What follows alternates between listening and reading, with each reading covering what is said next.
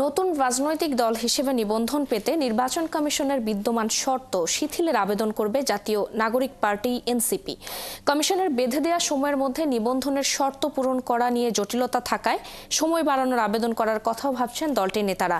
তবে রাজনৈতিক বিশ্লেষকরা বলছেন, সব দলের মতো একই নিবন্ধন প্রক্রিয়া অনুসরণ করেই আবেদন করা উচিত এনসিপির। জুলাই গণঅভ্যুত্থানকে ধারণ করে গেল ২৮ ফেব্রুয়ারি মানিক মিয়া অ্যাভিনিউতে সমাবেশের মধ্য দিয়ে রাজনৈতিক দল হিসেবে আত্মপ্রকাশ করে জাতীয় নাগরিক পার্টি এনসিপি। আগামী নির্বাচনে অংশ নিতে হলে নির্বাচন কমিশনের নিবন্ধন পেতে হবে দলটিকে। নির্বাচন সামনে রেখে এরই মধ্যে দল নিবন্ধনের জন্য আগামী ২০ এপ্রিল পর্যন্ত সময় বেঁধে দিয়েছে নির্বাচন কমিশন। এনসিপি নেতারা বলছেন, কমিশনের নিবন্ধনের শর্ত পূরণে কাজ শুরু করেছেন তারা। সদস্য সংগ্রহ কার্যক্রম শুরু হবে। এই সবগুলো কাজ আমরা একসাথে করতে চাই। এর পাশাপাশি আছে নিবন্ধন, নির্বাচন কমিশনের কাছ থেকে দল হিসেবে নিবন্ধন নেওয়ার যে প্রক্রিয়া, সেজন্য আপনার বেশ কিছু অফিস লাগে, কমিটি লাগে, এগুলো কার্যক্রম চলবে। এটা আবার আমাদের যে বৃহত্তর যে সাংগঠনিক বিস্তৃতি সারা দেশে, সেটারও অংশ হিসেবে আমরা এটাকে নিচ্ছি। আগামী ২ মাস ব্যাপী বা ১.৫ মাস ব্যাপী একটা পরিকল্পনা আমরা খুব শীঘ্রই প্রকাশ করব। তবে নিবন্ধনের শর্ত হিসেবে দলে অন্তত একজন সংসদ সদস্য থাকা, নির্বাচনে অংশ নেওয়া প্রার্থীর মোট ভোটের ন্যূনতম ৫% ভোট পাওয়া এবং ১/৩ জেলা ও ২০০ উপজেলায় দলীয় কার্যালয় থাকার বিধান সহ ২০০ ভোটারের সমর্থনের যে বিধান রয়েছে তা নিয়ে প্রশ্ন আছে দলটির নেতাদের।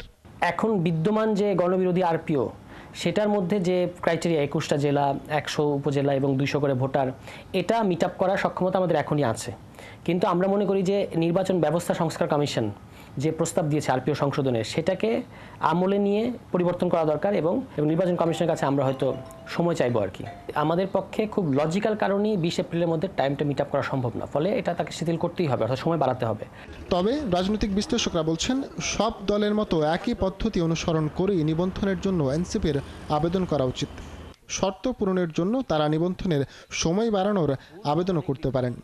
এটা তো বড় ছোটের বিষয় না। রেজিস্ট্রেশন করতে হলে একটা কিছু শর্ত, কিছু ক্রাইটেরিয়া ফুলফিল করতেই হবে এবং সেটা তো নির্বাচন কমিশনই সেট করবে, তাদের সে আইনও আছে। সুতরাং এটা প্রসেস তো বড় হতেই পারে, তাই না?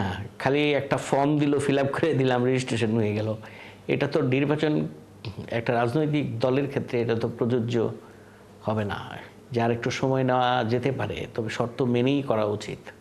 আগের দলগুলো যদি হইতে পারে তো তাদেরও পারতে হবে। এছাড়া চলমান সংস্কার নিয়ে রাজনৈতিক দলগুলোর মধ্যে আলোচনার তাগিদও দেন এই বিশ্লেষক। ফরহাদ ইবনে মালেক, ৭১, ঢাকা।